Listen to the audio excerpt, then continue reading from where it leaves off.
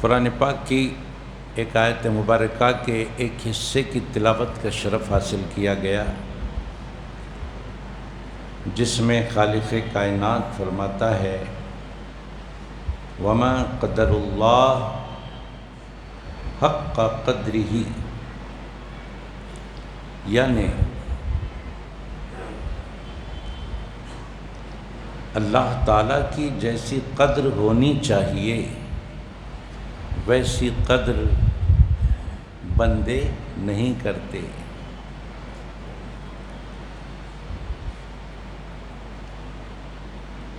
تو اس فرمان خدا بندی سے ہمیں غفلت سے نکلنا چاہیے۔ یہ سن کر ہمیں بیدار ہونا چاہیے، اور جو کوتاہیاں ہم سے ہو رہی ہیں ان کوتاہیوں کو دور کرنے کی ضرورت ہے۔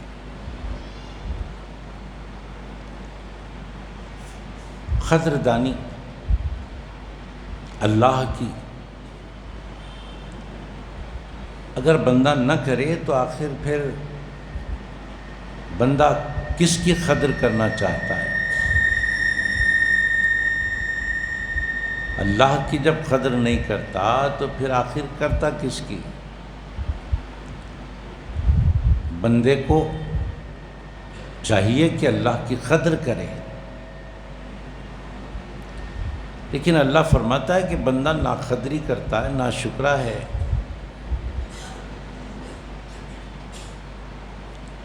تو اس کی شکر گزاری ہونا، اس کی قدردانی ہونا۔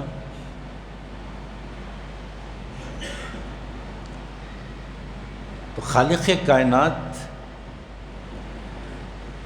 ہمارے کن کوتاہیوں کو دیکھ کر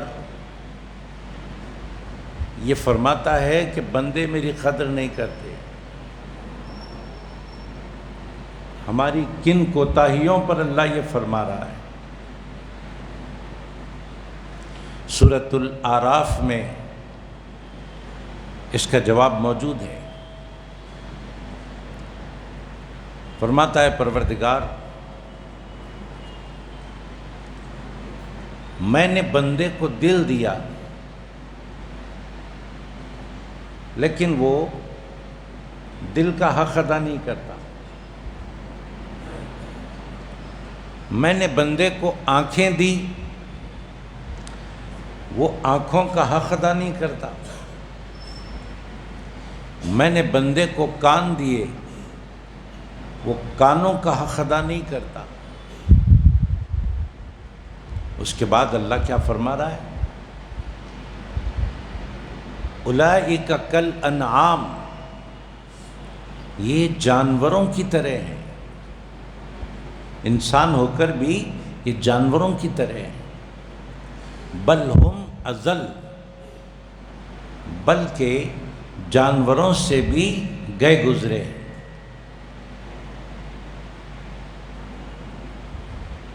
جانور اپنے مالک کی قدر کرتا ہے، لیکن یہ تو انسان ہو کر بھی قدر نہیں کر رہے ہیں۔ تو انسان کے تین چیزوں کو اللہ نے کوٹ کیا، دل، آنکھیں، کان۔ یہ میں نے دیا ہے، اس کا حق ادا نہیں کرتے تو یہ ناقدری ہے۔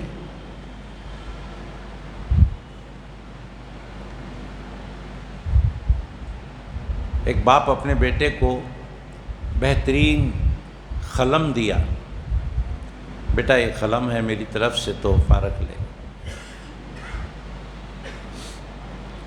بیٹے نے قلم لے لیا اور لے کر اس کو رکھ دیا تابدان میں، یوز نہیں کر رہا، لکھ رہا نہیں۔ اچھا لباس بنایا باپ نے، وہ پہنتا نہیں۔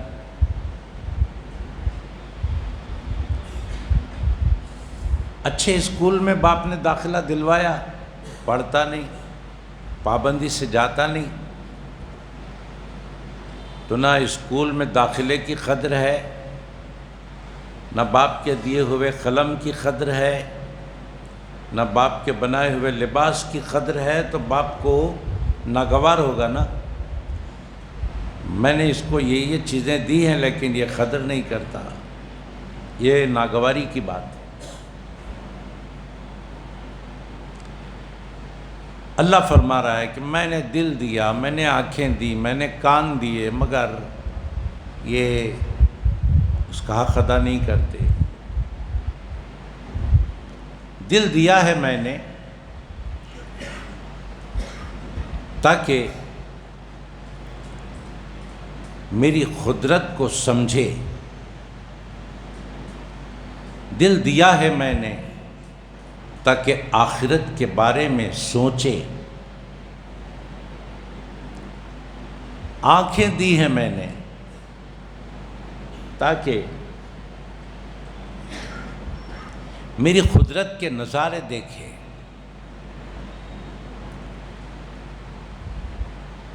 میری شان اور میرے عظیم کارناموں کو دیکھے، اور دل سے یہ سمجھے کہ واقعی اللہ کی کیا کاریگری ہے۔ میرے ان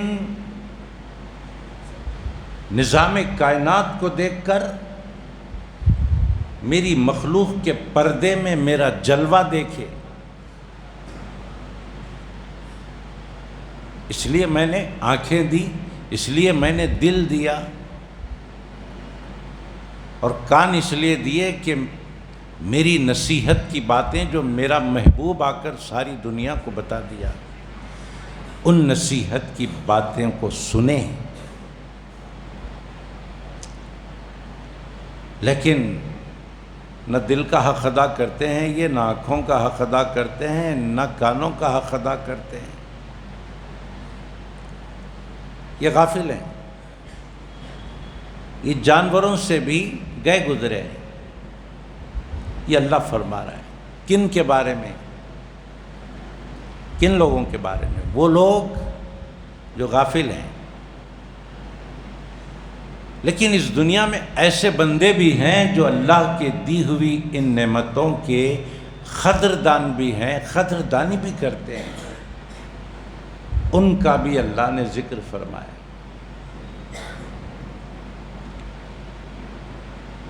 فرمایا الذین یذکرون اللہ قیاما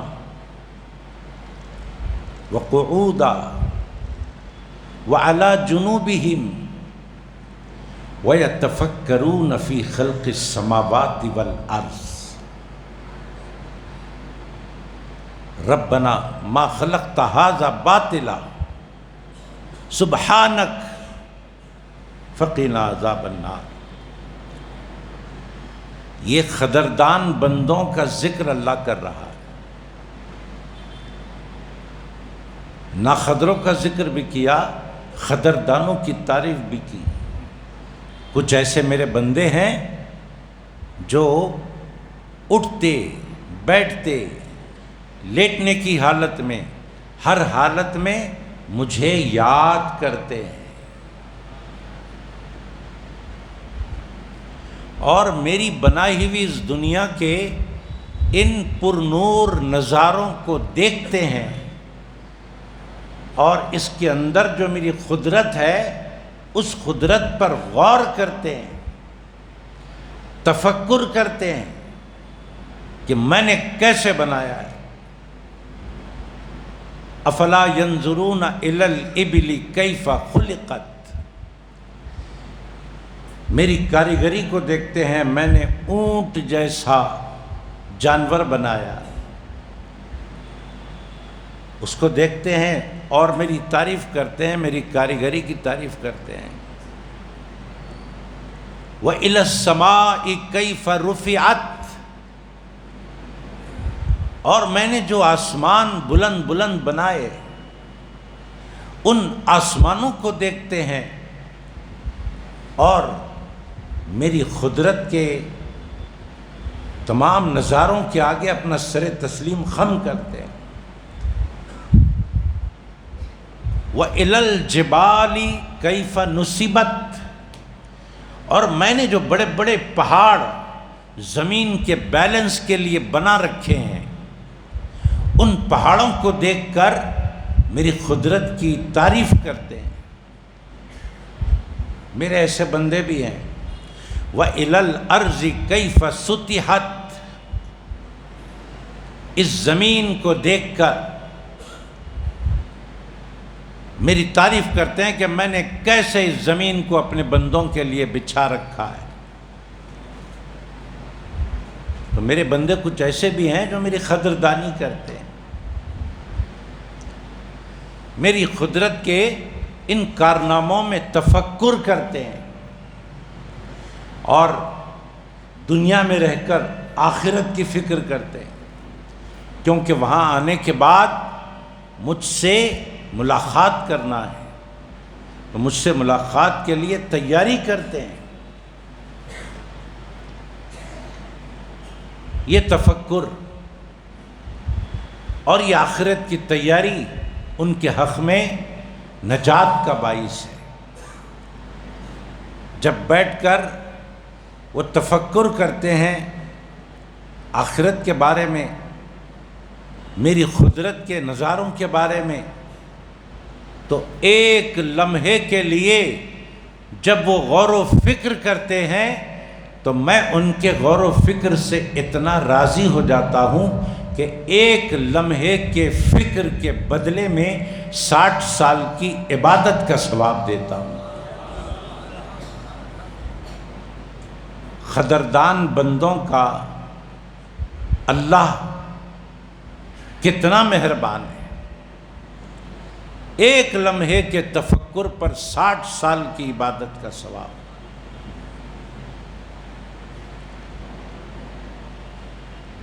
یہ قدردانی ہے،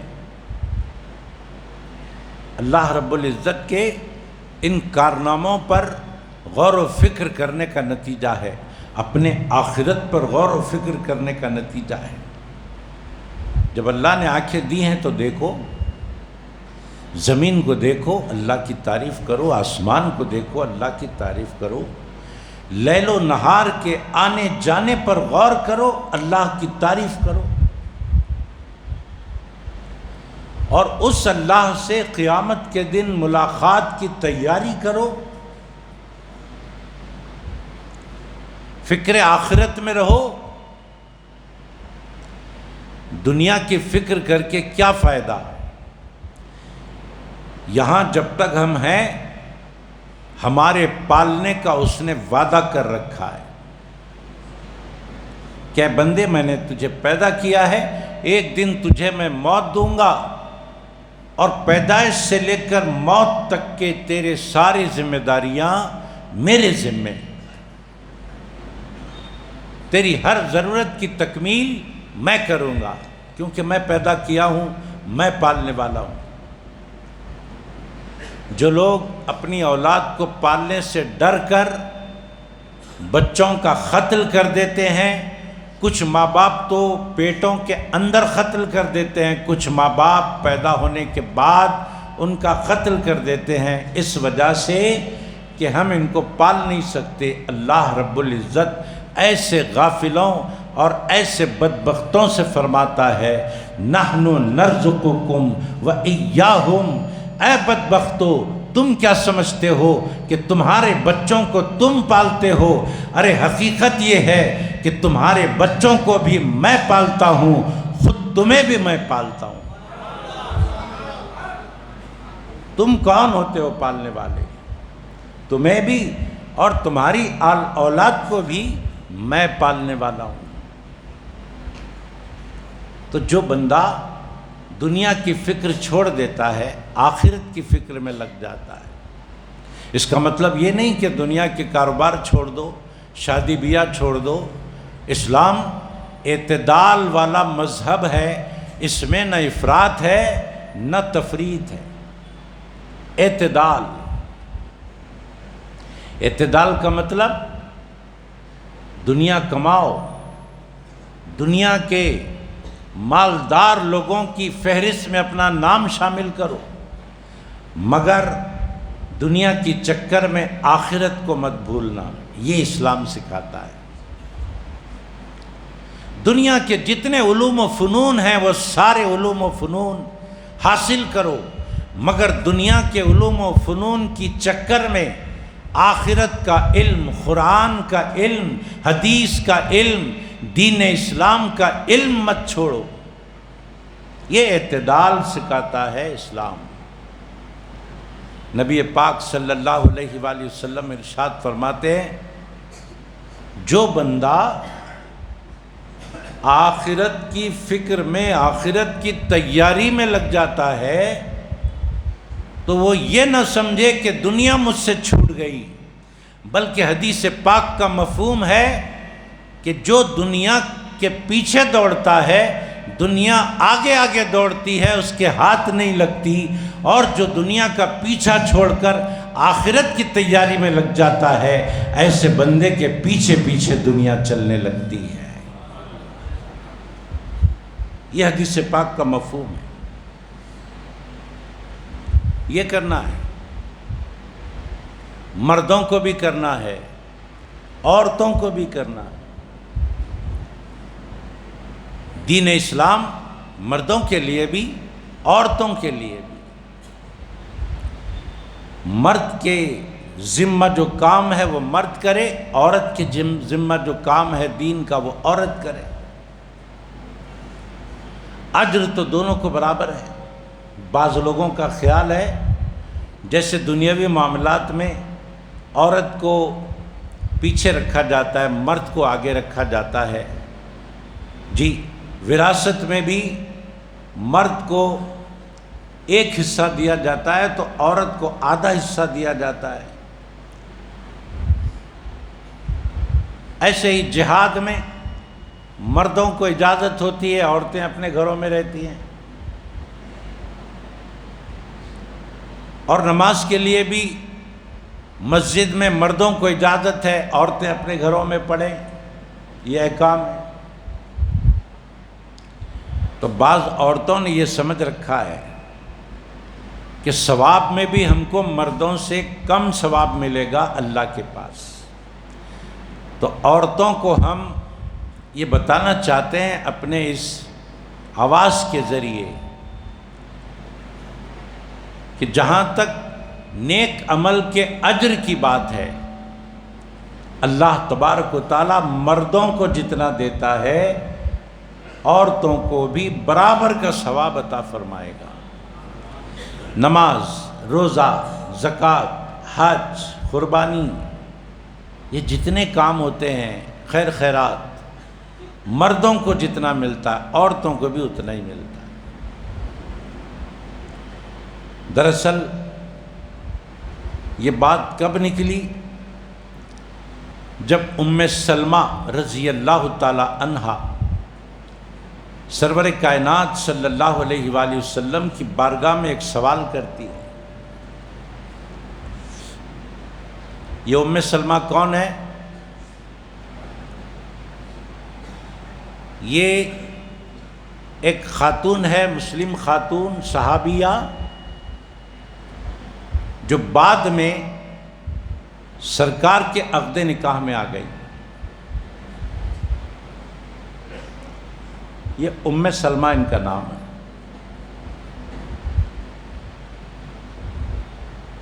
واقعہ یوں ہے کہ ایک بار ام سلمہ کے شوہر ابو سلمہ گھر کو آئے اور چہرے پہ خوشی تھی۔ ام سلمہ نے پوچھا اپنے شوہر سے، آج تمہارے چہرے پر بڑی خوشی نظر آ رہی ہے، بات کیا ہے؟ تو ان کے شوہر نے کہا، میں ابھی سرکار کی محفل سے آ رہا ہوں، اور آقا علیہ الصلوۃ والسلام کا میں نے ایک ارشاد سنا، اس ارشاد مبارک نے مجھے باغ باغ کر دیا۔ بیوی نے پوچھا، کیا کہا سرکار نے جو آپ اتنے خوش ہیں؟ تو کہا اپنی بیوی سے کہ نبی پاک علیہ الصلوۃ والسلام نے فرمایا کہ پروردگار عالم اگر کسی بندے کا کچھ نقصان کر دیتا ہے اللہ تعالیٰ اگر کسی بندے کا کچھ نقصان کر دیتا ہے تو جتنا نقصان ہوا ہے اس سے بڑھ کر اس بندے کا فائدہ کر دیتا ہے، دوسرے طریقے سے فائدہ کر دیتا ہے۔ تو یہ بات سرکار کی میرے دل کو لگ گئی اور میں باغ ہو گیا کہ اب اگر کوئی میرے اوپر پریشانی آئے یا پھر میرا کچھ نقصان ہو تو میں ملال نہیں کروں گا، میں اس بات پر یقین کروں گا کہ اس سے بہتر مجھے ملنے والا ہے۔ جس ذات نے میرا نقصان کیا ہے وہ ذات میرا اس سے بڑھ کر فائدہ کرے گی۔ یہ ام سلمہ نے سن لیا۔ ایک ٹائم گزرنے کے بعد ابو سلمہ کا انتقال ہو گیا، ایک ٹائم گزرنے کے بعد ان کا انتقال ہو گیا۔ اب ام سلمہ اپنے شوہر کے انتقال پر غم زدہ تھی۔ اچانک سرکار کا وہ ارشاد مبارک یاد آیا کہ سرکار نے فرمایا کہ اللہ اگر کسی کا کچھ چھین لیتا ہے تو اس سے بہتر دیتا ہے۔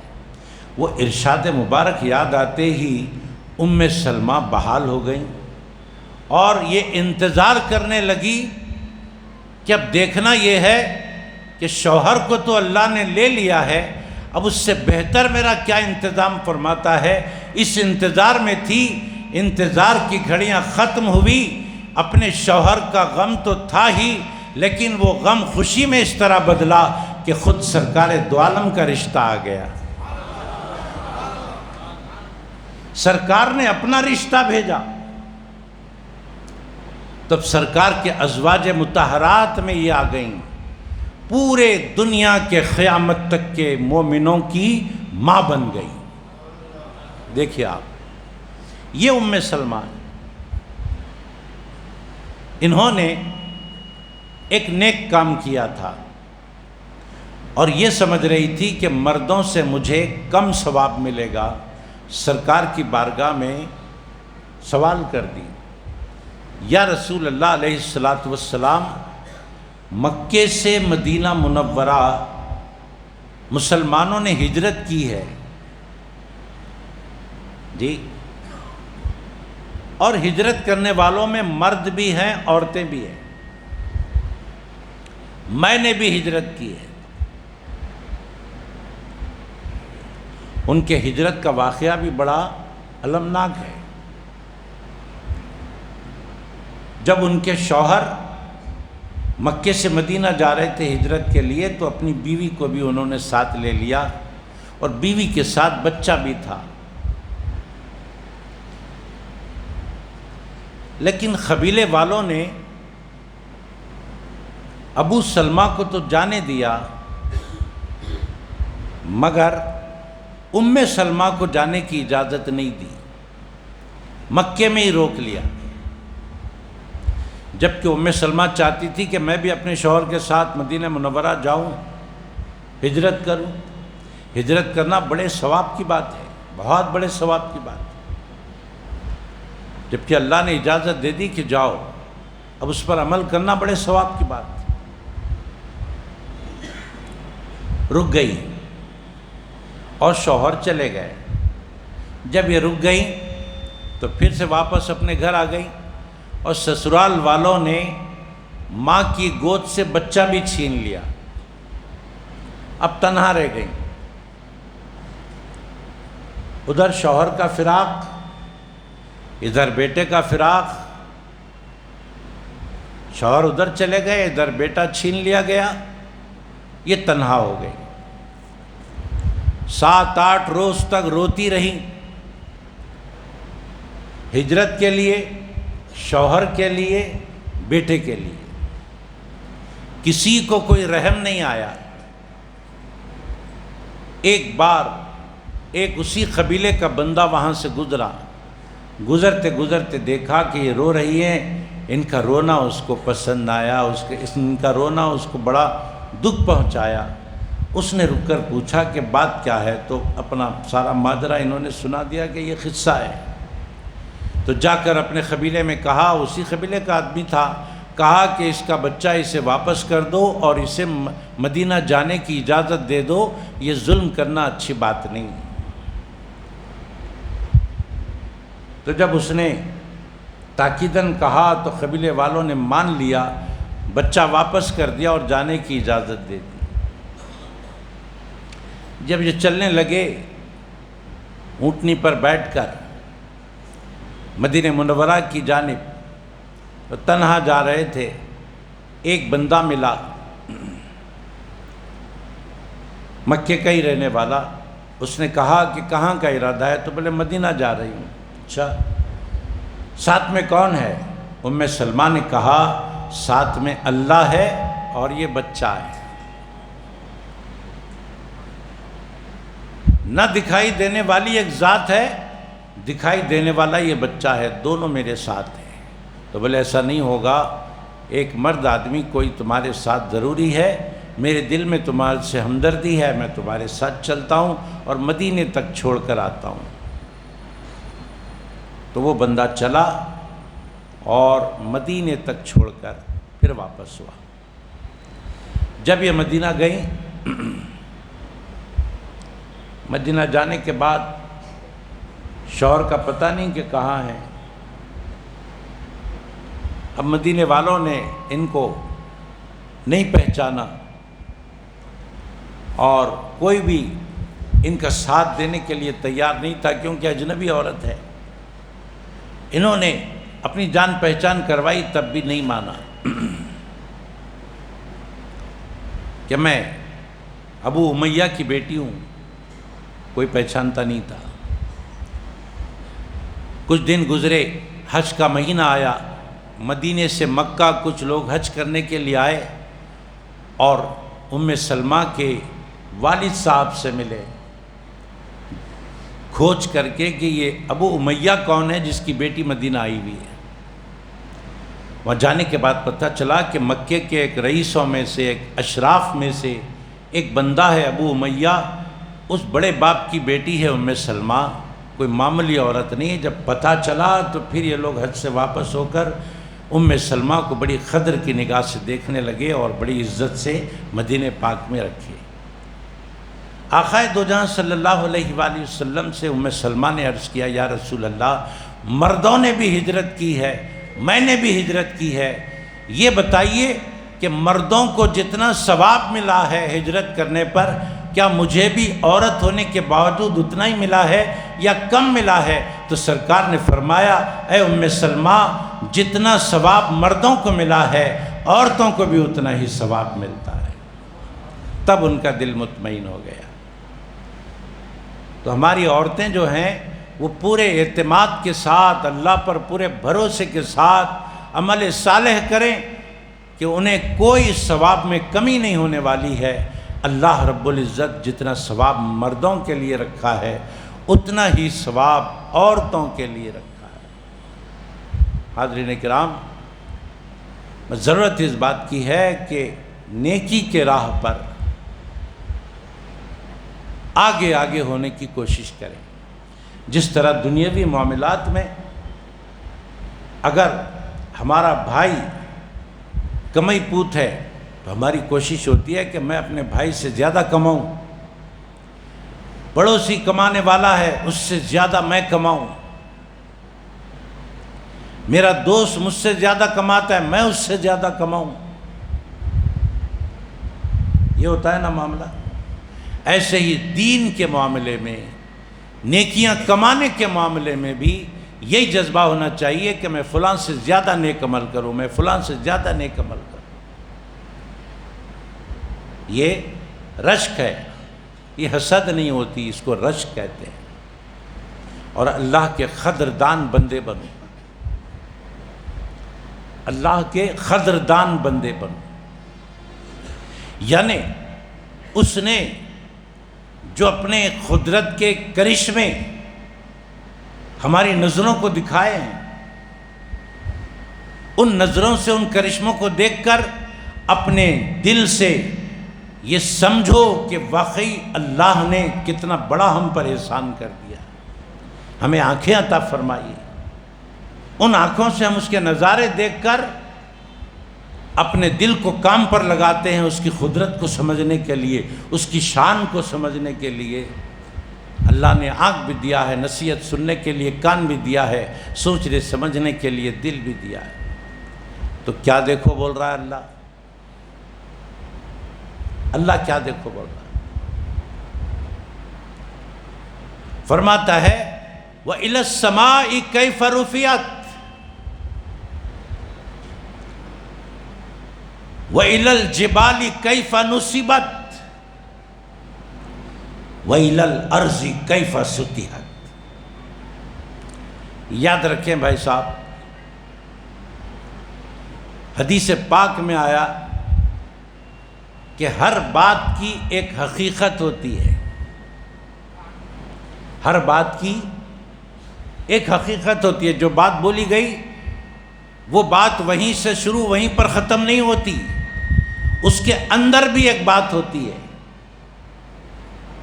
آخر اس کے اندر کون سی بات ہے کہ اللہ فرما رہا ہے آسمان کو دیکھو، اس کی بلندی کو دیکھو، پہاڑوں کی مضبوطی کو دیکھو، اور زمین کے پھیلاؤ کو دیکھو۔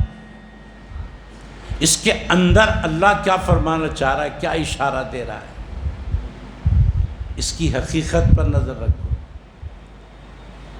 جن کو اللہ نے فراست دی ہے، جن کو اللہ نے عمیق نگاہی دی ہے، جن کو اللہ نے بصارت کے ساتھ بصیرت بھی دی ہے، وہ خوب جانتے ہیں کہ اللہ رب العزت ظاہر میں تو آسمانوں کی بلندی کی طرف اشارہ کر رہا ہے، اور در باطن اصل میں اللہ اپنے محبوب کے مرتبہ رفعت کی طرف توجہ دلا رہا ہے۔ اے آسمان کی بلندیوں کو دیکھنے والے، اس کے ساتھ ساتھ یہ بھی دیکھ کہ میں نے اپنے حبیب کو آسمانوں سے بھی زیادہ بلندیاں عطا فرمائی۔ قرآن کہتا ہے وَرَفَعْنَا لَكَ ذِكْرَكَ وَإِلَى السَّمَاءِ كَيْفَ رُفِعَتْ فرمایا، دوسری طرف فرمایا وَرَفَعْنَا لَكَ ذِكْرَكَ، میں نے اس آسمان کو جتنا بلند کیا ہے اس سے زیادہ بلند اپنے حبیب کی تعریف و توصیف اور ان کی نعت خوانی کو کیا ہے۔ اور جس قدر میں نے ان پہاڑوں کو مضبوط کیا ہے، ان پہاڑوں سے زیادہ میں نے اپنے حبیب کے قلب اطہر کو مضبوط کیا ہے کہ جو قرآن میرا ہے، اگر وہ قرآن میں پہاڑوں پر نازل کرتا تو وہ خشیت سے ٹکڑے ٹکڑے ہو جاتے، اور یہ میرے حبیب کا قلب اطہر ہے کہ میں نے قرآن پاک نازل کیا اور میرے حبیب کے دل نے میرے کلام کو سنبھال لیا۔ معلوم کیا ہوا؟ معلوم کیا ہوا؟ یقیناً پہاڑ مضبوط ہوتے ہیں، لیکن پہاڑوں سے کہیں زیادہ قلب اطہر مصطفیٰ مضبوط ہے۔ اللہ کیا فرمائے وَإِلَى الْأَرْضِ كَيْفَ سُطِحَتْ، دیکھو زمین کو، زمین کو دیکھو کہ وہ کیسی پھیلی ہوئی ہے۔ یہ پھیلی ہوئی ہونا یہ اس کے عجز و انکساری کی علامت ہے۔ اللہ فرما رہا ہے وَإِذَا الْأَرْضُ كَيْفَ سُطِحَتْ، دیکھو میں نے کیسی زمین بنائی ہے کہ وہ پھیلی ہوئی ہے۔ اللہ اشارہ کر رہا ہے کہ زمین جتنی انکساری والی ہے، میرا حبیب اتنی بلندیاں رکھنے کے باوجود بھی اپنا سادہ مزاج رکھتا ہے، اپنے اندر انکساری رکھتا ہے، اپنے اندر سادگی رکھتا ہے۔